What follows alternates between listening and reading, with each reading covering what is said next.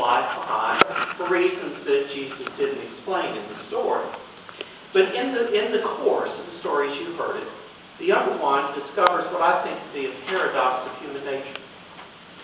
That sometimes we have to lose or leave that which we cherish the most so we can learn to love it more.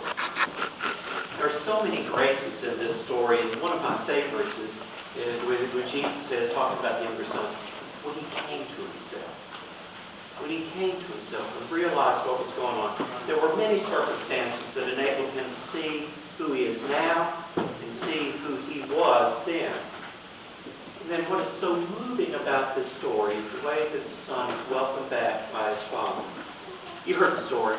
He decides to go home.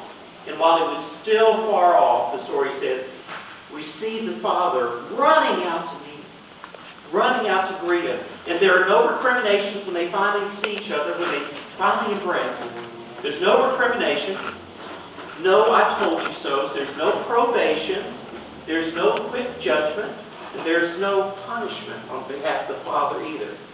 You don't hear the father say anything like this. Well, son, you need to change in order to get back into this family. He never says anything like that. He doesn't even listen to his son's well-rehearsed confession. Just kind of speeds right over it. There is only an outpouring of love and affection. He says, you're back. You're home. And that's the only thing that's important. You know, most of the time, most of us fail to see how much we have already been given, how much we already have, and how much we are already adored. The other child in the story, the eldest son, the other child, he has it all. He has it all, and he never noticed. And he was so willingly and quickly ready to be offended.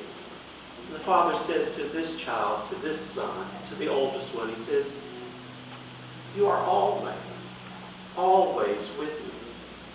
All that I have, everything, has always been yours. And in all of this, the Father's commitment to both children, it never wavers. So that's why I kind of like to call this the parable of the prodigal father. For telling us this story, Jesus is telling us what God is like. This is what God is like. God is extravagant. God is extravagant, and we might even think sometimes wasteful with his love for us and love for others who maybe we don't deem worthy of that love. God is extravagant with that love.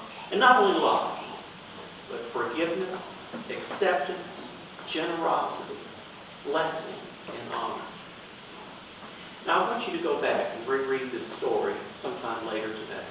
Or maybe reread this story, or do both, reread the story later in the week. Jesus is telling us that every good thing that God is, every good thing that God has, all of that and more is given to us freely, generously, graciously, without reservation. No strings attached. At its heart, this is the story of the prodigal God.